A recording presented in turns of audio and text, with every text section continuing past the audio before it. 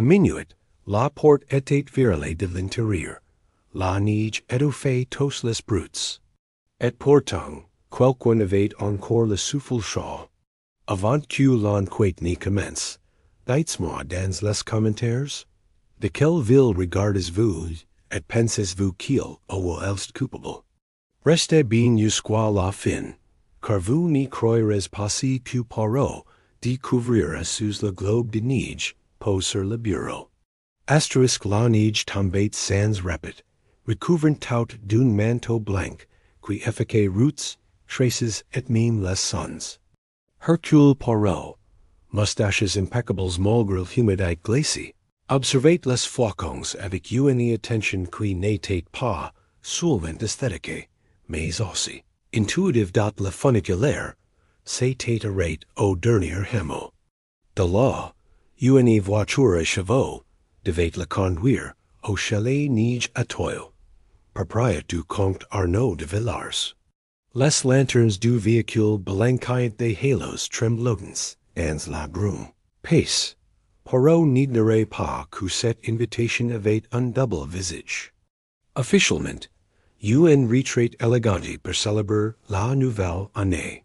Officieusement, des lignes troublées dans la lettre du comte, les saints devinèrent un malaise. Quelque chose demandait sa présence avec urgence, sous l'auvent du petit. Relais, une silhouette féminine attendait. C'était Claire, la nièce du comte, fine et pale, ses yeux sombres reflétant une inquiétude qu'elle essayait de dissimuler. Monsieur Poirot, dit-elle, nous sommes si heureux que vous soyez venu. Son sourire tremblait comme une flamme au vent dont la montée fut longue.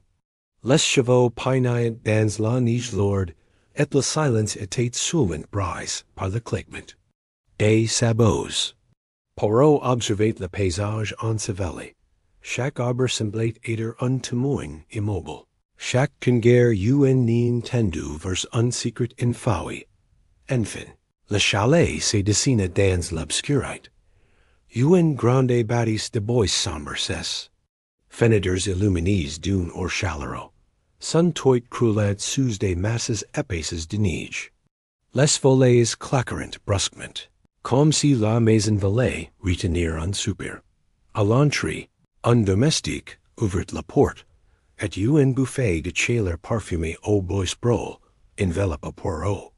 Mais mine dans cette ambiance confortable, il perçut une tension invisible. Les regards échangés derrière les sourires semblaient craindre son arrivée au temps qu'il attendait. Le comte Arnaud de Villars s'avança, grand, élégant mais fatigué, la main tendue. Bienvenue, cher Monsieur Poirot, dit-il avec emphase. Vous nous faites un honneur immense. Pourtant, son pile feint réhissait autre chose. Un homme qui cachait plus qu'elle n'y montrait. Poirot posa son manteau, caressa ses moustaches, regarda author de lui. Dans les reflets du hall boissy, il eut déjà une promesse. Si Seor n'y serait pas une simple visite mondaine, mais l'ouverture d'un mystère gelé dans la neige. Asterisk le grand salon du chalet s'ouvrit vers Poirot. Comme une scheme de théâtre, prête à accueillir son drame. Un immense feu de bois crépitait dans la cheminée, projetant des étincelles, qui montaient vers la voûte sombre, et faisaient danser des ombres sur les murs de pin. L'odeur mêlée de raisin et de chocolat chaud donnait l'illusion d'un havre, mais Poirot savait que la chaleur n'y savait jamais à chasser les vertes glaces. Le comte Arnaud, hate official, s'avança pour présenter ses invites. Il énuméra leurs noms avec une solennité trop éditée. Madame Elise Marchand, McCain d'Arret, veuve riche au sourire insistant. Paul Deschamps, administrateur du domaine et homme des chiffres. Vivian Roche, chanteuse de cabaret. À la voix de velours.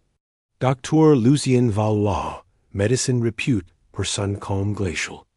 Enfin Madame Brun, gouvernante au visage ferme, nuau comme une racine de montagne. Chaque nom se posa, dans l'air, comme une piece de chiquire. Poirot salua shocking avec une politesse minutieuse, mais derrière son regard brillant, il enregistrate. Les details. Un parfum trop marque, une bague déplacée, une nervosité, et bien continue. Rien ne lui échappait, car il savait que crime commence souvent bien avant l'acte lui-même, mais la haute tempête, que n'est aux vitres et couvrette, les maisons de son manteau sonore. Nous serons ici pour toute la nuit, déclara Madame Brun. Et sa voix sèche comme une branche cassée.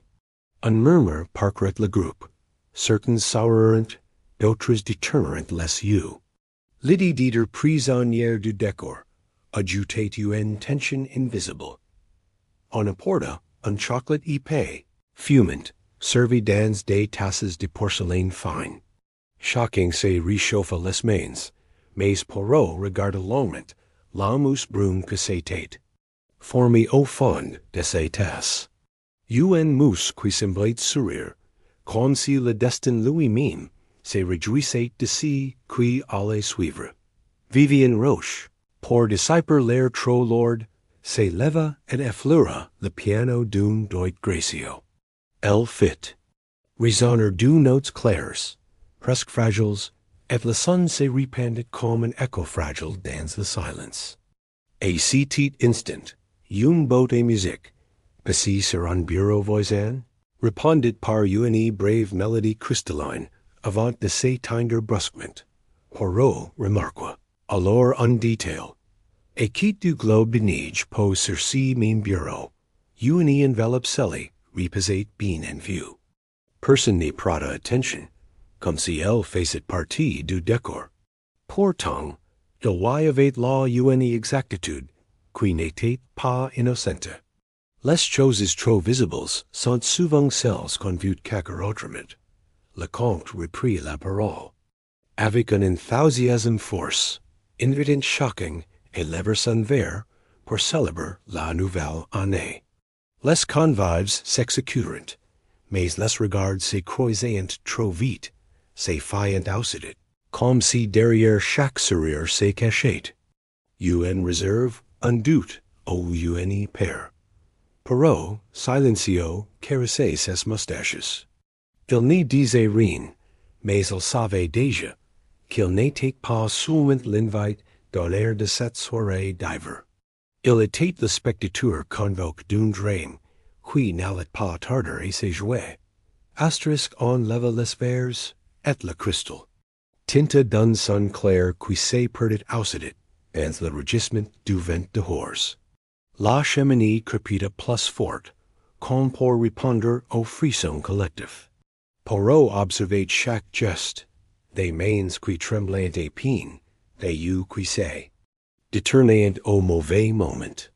Rien ne lui échappait, et il savait déjà que le véritable drame commencerait lorsque les aiguilles de l'horloge franchiraient minuit. Madame Elise Marchand, vêtue de vert sombre, se pencha légèrement vers Paul Deschamps. Son éventail de plumes effleura presque à ses manches. Elle souffla d'une voix basse, mais que Poirot entendit.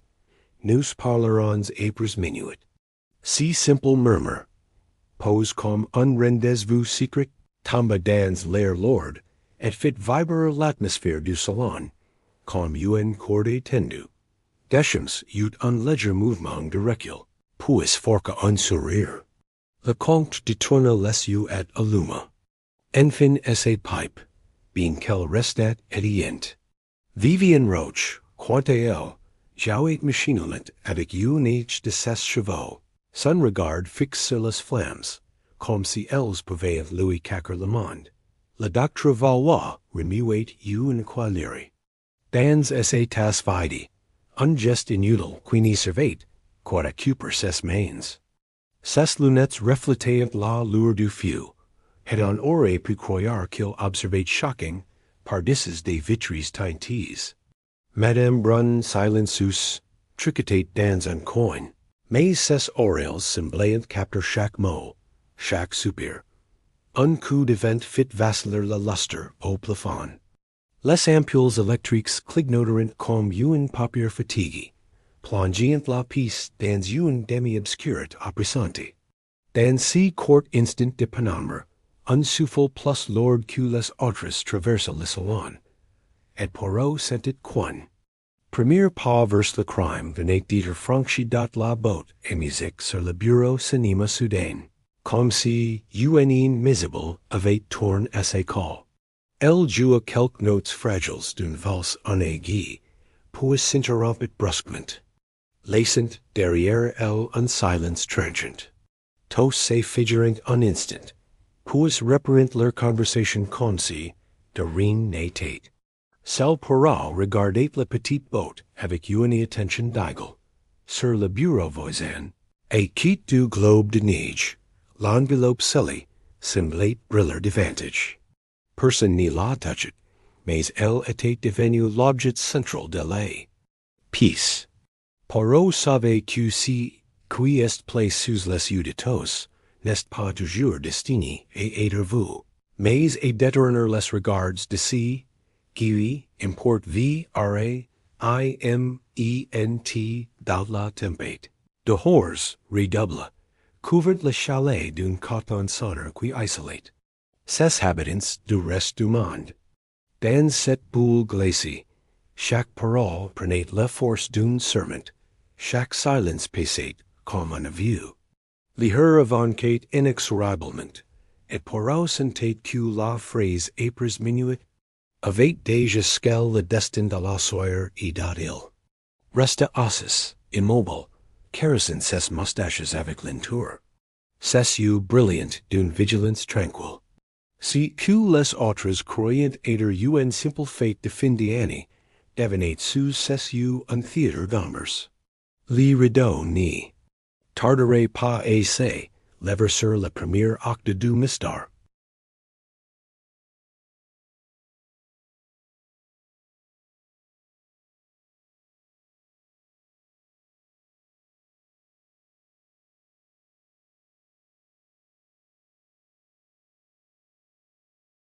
Un cri étouffe résonna soudain dans les couloirs.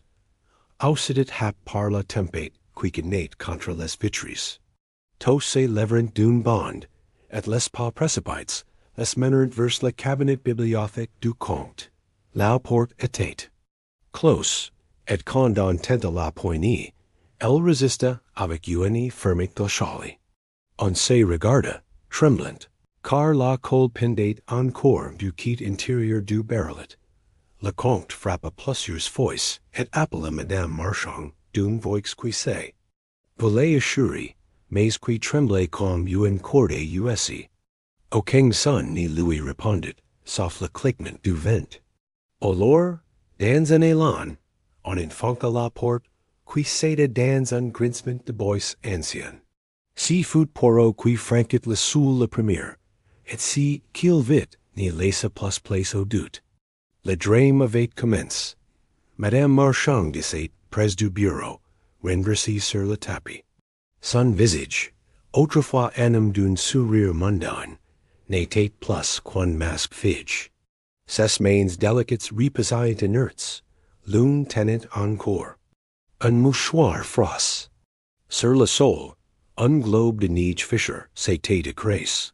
La petite figurine d'un chalet, inclinée comme un présage dans la pendule en bois sculpté, héritage du comte, marqué 22h17 et s'était arrêté net. Plus aucun tic-tac n'osait traverser la pièce. Une tasse de thé, encore et demi-pleine, s'est trouvée sur la table basse, et un mince filet de vapeur semblait vouloir disparaître dans l'air glacial. Les flammes de l'autre sustained consumées jusqu'en très plus que senders tides.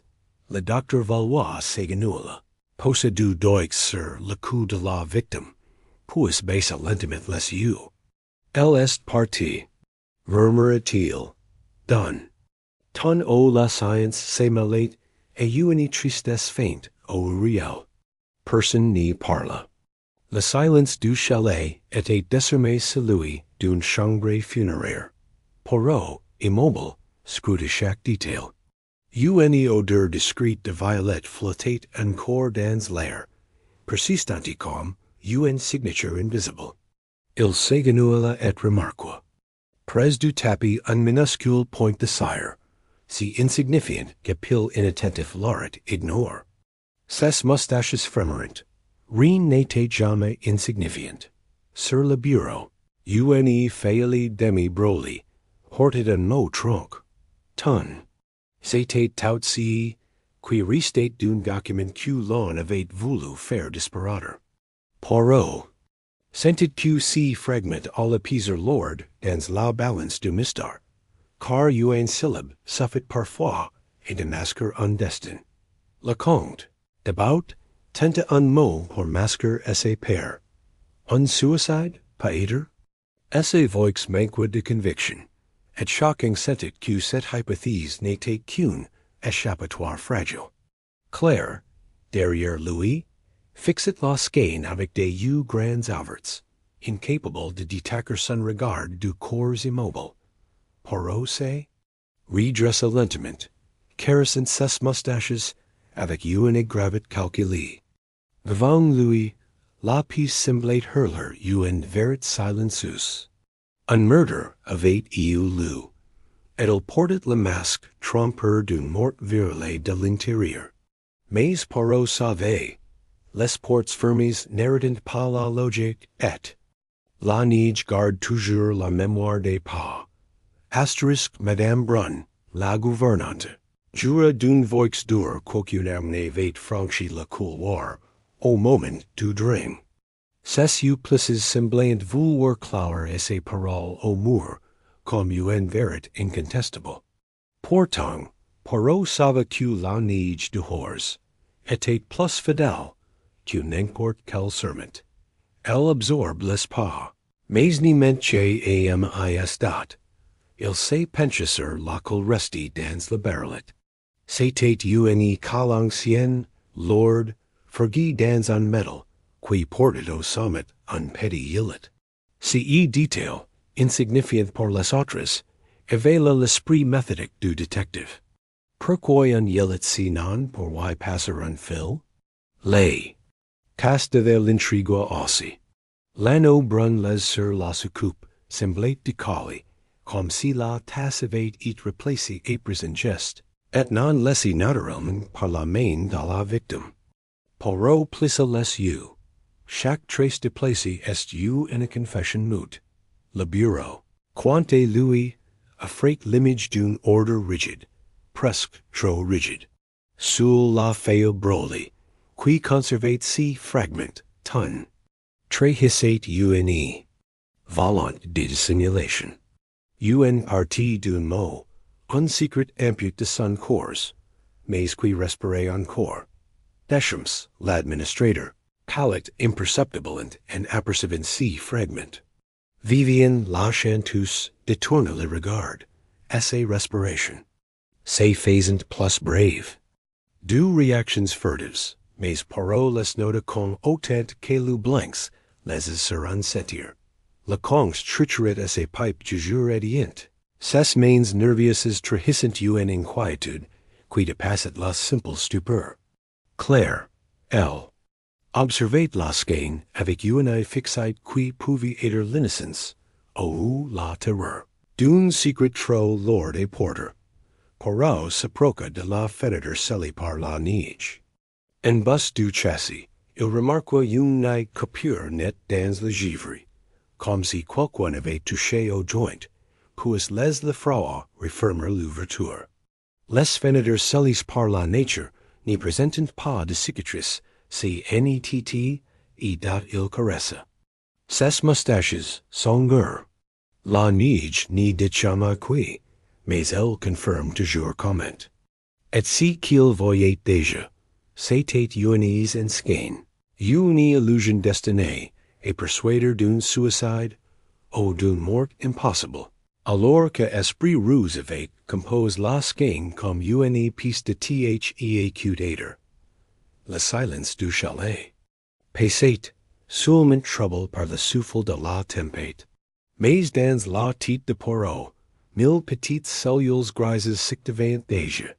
que la nige save, qu'il allait beatit le prendre. Et non long song ni resist au regard du detail. Asterisk on.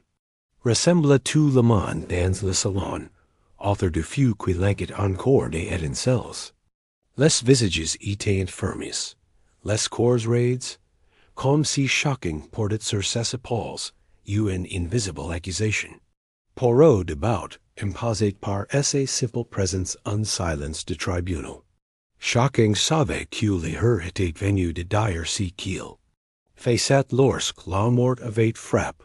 Vivian Roche fut la première à parler. Elle déclara contre 22 heures et minutes. Elle avait répété au piano une romance nouvelle, qu'elle espérait chanter lors d'un prochain concert à Paris.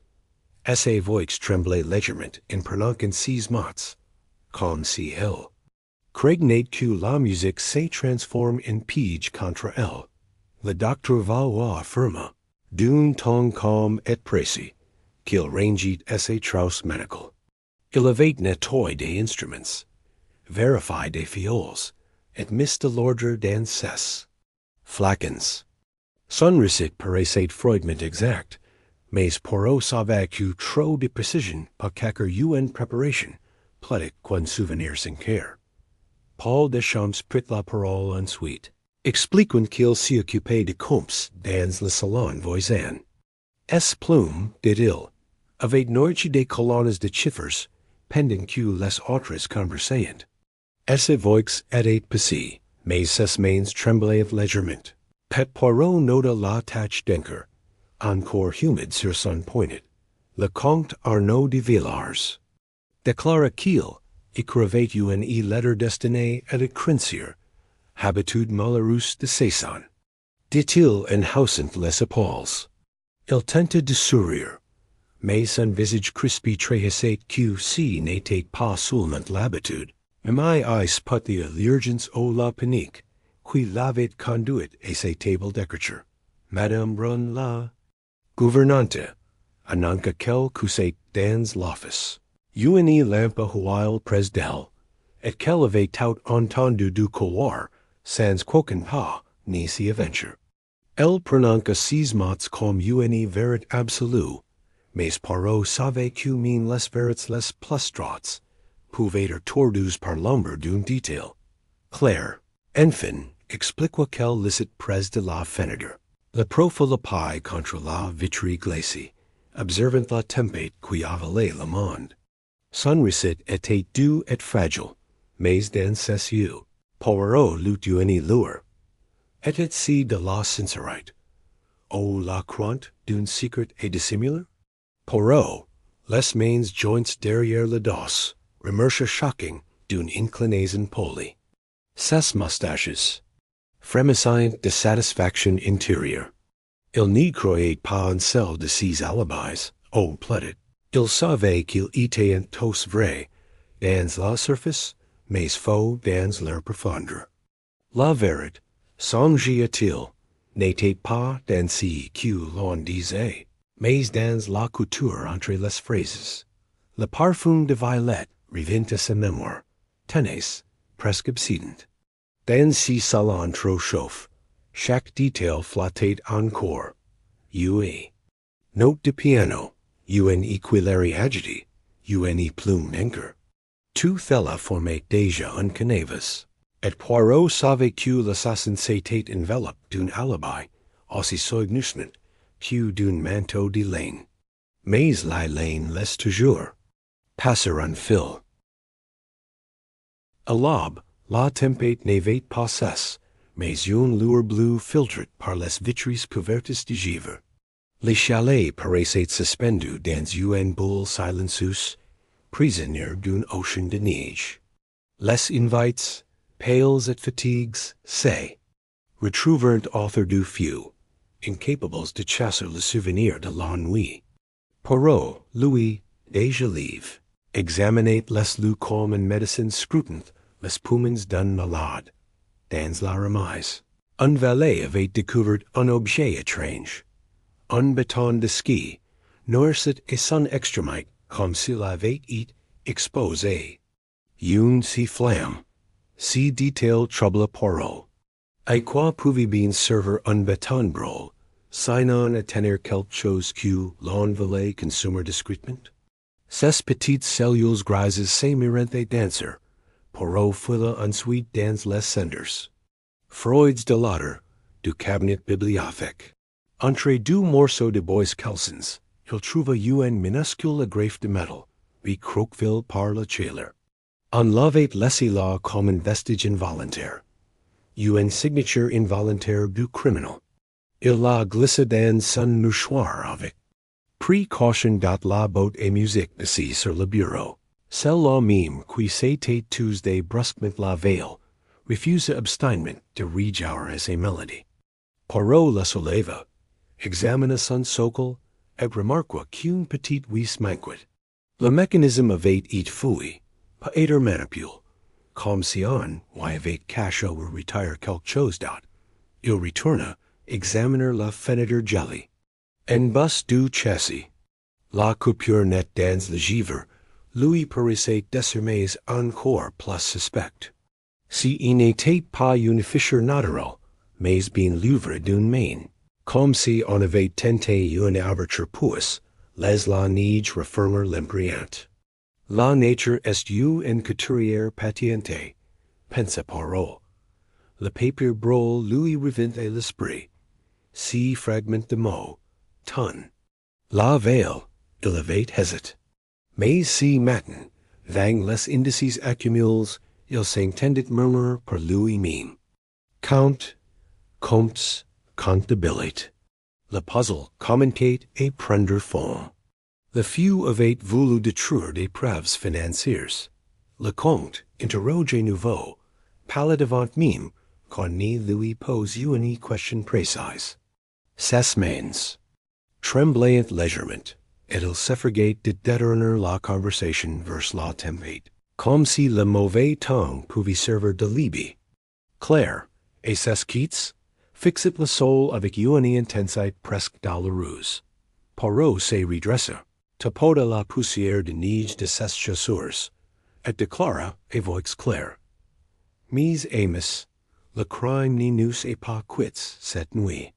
Il est encore. Ici parmi nous, et chaque objet de cette maison est prêt à témoigner. En frison parcourait l'assemblée. Personne n'osa répondre. Dans le silence passant, seul le vent soufflait autour du chalet, mais à l'intérieur, une autre tempête avait commencé, celle de la suspicion. Poirot, les moustaches frémissantes, savait que les premiers indices étaient là. Restatait les faire parler. En ayant, comme des témoins réticents. Asterisk Poirot demanda, qu'on lui apporte une cile acute, semblable à celle du cabinet, un peu de fil de papier, et une bougie.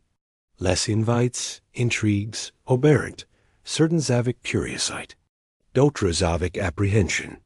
Le feu crépitait doucement, tandis que le détective préparait son expé RIENC dot. Il passa le fil de papier dans la lettre de la call, puis l'introduisit par le serrure depuis l'extérieur. Avec une précision méticuleuse, il tira la porte contre l'encadrement, tendit le fil, et y appliqua une goutte de cire fondue. Les yeux author de lui s'écarquilleront. Le geste paraissait simple, mais son effet était diabolique. Poirot approcha la flamme de la bougie contre la cire. En un instant, la goutte céda, le fil glissa, et la colle tourna dans le barrelet avec un petit cliquetis. Le verrou s'enclencha, comme si une main invisible l'avait action depuis l'intérieur. Tous retinrent leur souffle. Voilà, mes amis, dit Poirot d'un ton solennel, ainsi pas donner l'illusion qu'une porte est verrouillée de l'intérieur, alors qu'une verite, elle a or, depuis l'extérieur. Il tira doucement sur le fil et le retira par la serrure, laissant la colle à sa place. La supercherie était complète. Madame Brun porta ses mains et ses bouches, horrifiée. Claire recula d'un pas, ses yeux fixés sur Poirot, comme si elle découvrait soudain qu'il impossible n'existait pas pour lui.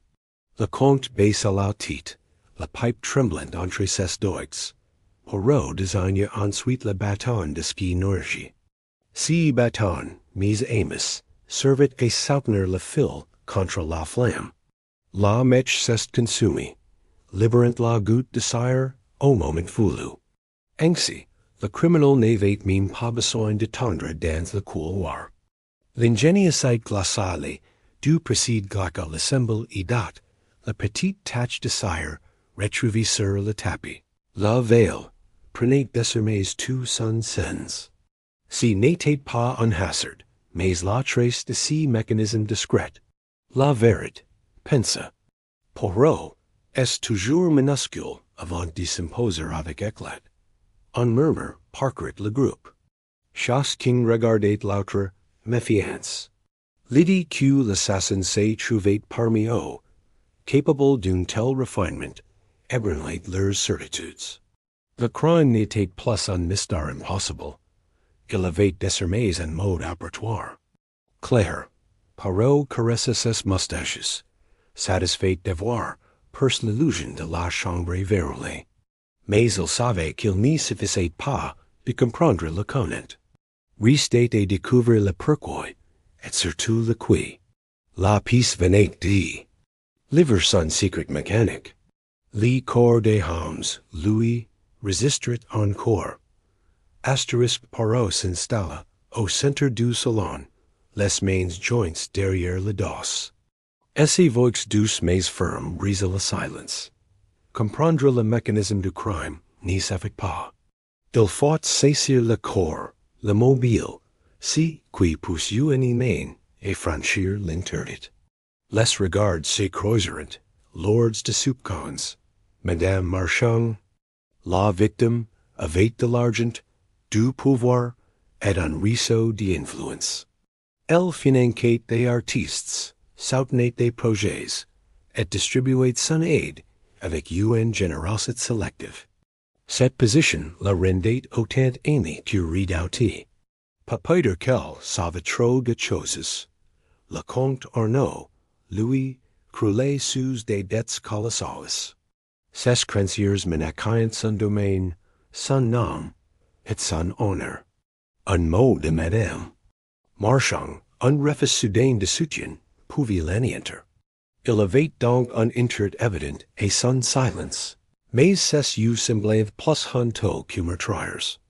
Paul Deschamps, l'administrateur, tenait les livres et les clés. Les chiffres passaient entre ses mains comme des oiseaux captifs.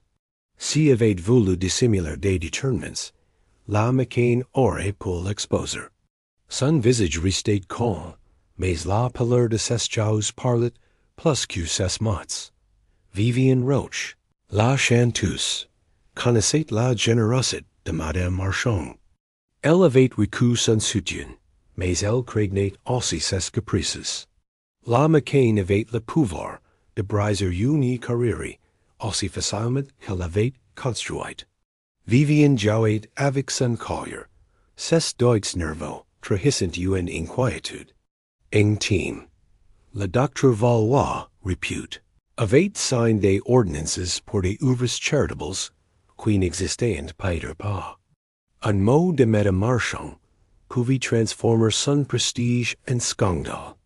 Son silence fera laisser deviner qu'il avait trop à perdre. Pourtant, son calme restait celui d'un homme qui calcule. Claire, la nièce du comte, paraissait la moins impliquée. Mais Poirot avait remarqué, dans ses chambres des lettres pliées avec soin, de vieux papiers où transparaissait une relation ancienne avec la victime, peut-être un secret de famille. Son visage innocent n'évoquait pas la possibilité d'un pas trop lourd. Madame Brun, enfin, vivait dans l'ombre du chalet depuis des décennies. Elle connaissait les secrets de tous, les allées et venues, les habitudes et les faiblesses. Ses fidèles étaient de fer, mais le fer rouillé qu'on le trempe trop longtemps dans le mensonge. Et Poirot savait qu'aucun témoin n'est jamais Neuter. Le détective caresse ses moustaches et déclare, mes amis, chaque créer présente avec un motif. Mais seul l'un d'entre vous avait et la foice le mobile, l'occasion et l'audace de mettre un mort impossible. Et bientôt, la neige révélera non seulement comment le crime fut commis, mais pourquoi. Asterisk Vivian Roche, assise P. restu piano, soudain le regard de Poirot, avec un mélange de défi et d'inquiétude.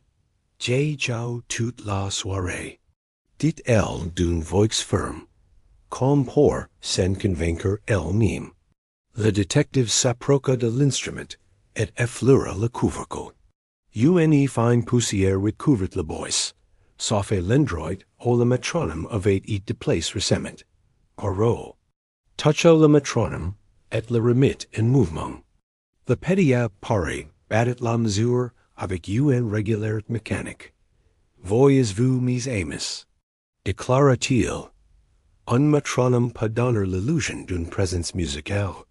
On croit entendre la répétition d'une romance, mais en vérité, si n'est que battement creux. Le silence qui suivit fut plus accablant qu'une note fausse. Vivian pâlit et s'éleva d'un bond. Mais j'ai joué, protesta-t-il. Poirot caressa ses moustaches, implacable. Petite mademoiselle, mais pas tout le temps. Vous avez quitté le clavier assez longtemps pour que autre acte se déroule. Et personne n'y peut prouver le contraire. Le comte détourna le regard, et Claire franqua les sourcils, troublée. Madame Brun resserra son châle, comme si la vérité glaçait plus que la neige. Le docteur Valois, quant à lui, demeurait impassible. Ses lunettes reflétant encore la lumière du feu. Poirot observa les convives, un par un. Les alibis, dit-il, n'y sont jamais que des vêtements causés à la hâte. Ils paraissent solides, mais ils suffisent d'un fil tire pour que tout se défasse. Ces paroles tomberont comme des flocons lourds, recouvrant chaque conscience. Et Poirot se pencha vers la fenêtre du salon. Entre le châssis et la vitrine, il remarqua une pale glissée maladroitement, comme une isolation improvisée. Voilà la preuve, dit-il calmement. Quelqu'un a voulu nous faire croire que la frau seule scellait la fenêtre. En réalité, elle avait été manipulée. Deschamps, l'administrateur, serra les poings. Son regard restait fixe sur le parquet, fiant celui du détective. Vivian s'effondra dans un fauteuil, ses mains tremblantes incapables de tenir. Son collier. Le cercle de suspects se resserrait. Chacun redoutant l'instant où le taux se refermerait. La musique, la lumière, la fenêtre. Tout cela n'était que décor, reprit Poirot. Mais le décor n'y cache jamais l'acteur. Celui qui a voulu masquer son crime derrière des illusions n'a fait compiler les mensonges. Et les mensonges, comme la neige, finissent toujours par fondre. Un silence lourd s'installa. Dans la cheminée, une bûche éclata, projetant des étincelles vives. Si brute sec résonna comme une ponctuation, rappelant que la vérité avançait inexorablement, pas à pas, dans la neige fraîche. Comte guida Poirot jusqu'au coffret électrique. Le détective observa les fusibles. L'un d'eux était encore tiède, comme s'il avait été remplis récemment. Il tapota la botte du bout des doigts, ses moustaches frémissantes. Voilà, mes amis, une preuve que mine le tangue. Et manipule, dans cette maison. La pendule du cabinet marquait 22 heures d'except. Mais si l'électricité avait été coupée irrémédiablement, l'horloge avait pu être arrêtée volontairement. Ainsi, on créait un faux horaire. Une illusion destinée à brûler les repères. Deschamps baissa les yeux vers ses chaussures. Ses doigts pianotant nerveusement sur ses cuisses, comme ces containent encore des chiffres invisibles. Poirot noticed C. Tick avec attention. Les chiffres, monsieur, ne vivent pas seulement dans les livres. Ils apparaissent aussi dans vos gestes. Vivien se leva brusquement. Vous insinuez que nous avons tous menti sur l'erreur. C'est vos tremblés. Poirot répondit d'un ton pose. Pas tous, mademoiselle. Mais quelqu'un a voulu que minuit arrive plus tôt pour Madame Marchand. Une frison parcourt l'assemblée. Quand si, et cet instant précis, une porte invisible venait de se ouvrir. Asterisk tout le monde fut réuni dans le grand salon, author du feu qui faiblissait.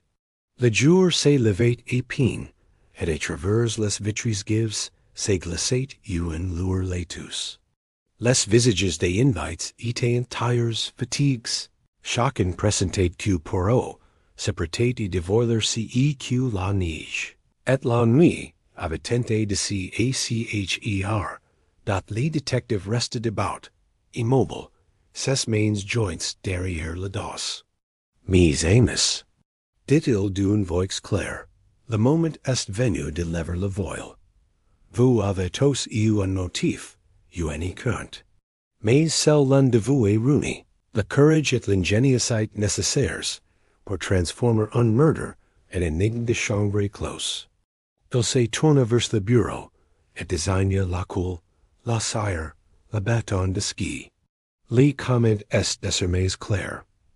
Un fil glisse par la serrure, immobilisé par une goutte de cire, puis libéré par une flamme. Voilà comment on est viril. La porte de l'extérieur. Ce qui paraissait impossible devient une mécanique simple. Poirot leva ensuite le fragment de papier brûlé, et le timbre fiscal retrouve dans l'autre. Le pourquoi, mes amis, n'est pas moins évident. Des comptes falsifiés, une fraude masquée, un argent détourné. Madame Marchand avait découvert le pot aux roses. Elle comptait par leurs épres minuit, mais elle n'en eut pas le temps. Il souleva, enfin le globe de neige fisher. Et voici la preuve tangible. Ce globe contenait un document compromettant, caché comme un trésor dans un jouet d'ivoire. Le meurtrier l'a ouvert, et repris le papier, et a cru pouvoir refermer. L'objet sans laser de trace. Mais la collée et la wisement quantiant parle. Un murmure parcourait l'assemblée. Vivien se couvrit le visage de ses mains. Claire tremblait. Le comte s'enfonçait dans son fauteuil comme si valait disparaître. Madame Brun droite, fixait Poirot avec des yeux et la voix craintifs et admiratifs. Ainsi, conclut Poirot, nous avons le comment et le pourquoi. Il reste le qui. Et là, mes amis, la réponse n'y souffre aucun doute. Car un seul ICI avait accès aux registres, aux fusibles, aux clods, et la confiance de la victime. Un seul maniait les chiffres, et pouvait craindre leur vérité. Si était homme. C'est Paul Deschamps. Le nom tomba comme une pierre dans un lac gelé. Deschamps se leva brusquement, pale, ses lèvres tremblant sans voix. Tous les regards convergèrent vers lui. Le cercle du soupçon s'était enfin refermé. Poirot caressa ses moustaches avec lenteur et ajouta d'un ton solennel. Le meurtre, mes amis, n'est jamais parfait.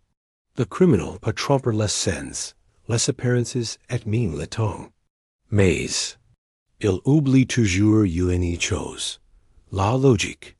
Et la logique, elle, n'y ment jamais. Asterisk Paul Deschamps chancela comme un homme frappe d'un coup invisible. Ses mains cherchèrent le dossier d'une photo pour n'y pas tomber, et son regard, fiant, évitait celui de Poirot. Elle voulait me ruiner, murmura-t-il d'une voix. Étranglée, elle allait parler. Je n'ai pas voulu la tuer. Mais les mots sortaient comme de la boue glacée, visibles, ir fou tables dot, il expliqua. Le souffle court, qu'il avait falsifié des comptes depuis des années, utilisant la générosité de Madame Marchand pour détourner des fonds. Lorsqu'elle avait découvert la supercherie, elle lui avait donné un délai. Après minuit, j'ai dévoilé tout. Price de panique, il avait élaboré une mise en scène, par l'empire de parler date, il avait ouvert le globe de neige, en avait extrait le document, puis l'avait recollé maladroitement. Il avait manipulé les fusibles, arrêté la pendule, et vaincu airs d'accept, et préparé le stratagème du fil, et de la cire. Chaque détail avait été pensé, croyait-il, pour transformer le meurtre en énigme insoluble. Mais dans son empressement, il avait oublié la tasse de placer, la trace de rouge trop claire, la coupure nette dans le givre, la wisement quantité d'eau. Globe, 606 reins qui montraient. Dit-il d'une voix brisée. Poirot hocha la tête, implacable. 600 toujours les reins qui composent le tout. Claire éclata en sanglets, secouée par la révélation. Le comte, honteux, cacha son visage dans ses mains, conscient que son domaine avait servi de théâtre à un crime sordide.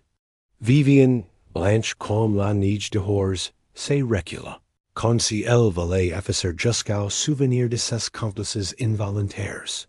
Madame Brun, inflexible, croisa les bras. Je les savais, dit-elle d'une voix. Dor, les chiffres n'y mentent jamais. Et-vous pas dans le couloir ni trompant pas mon oreille?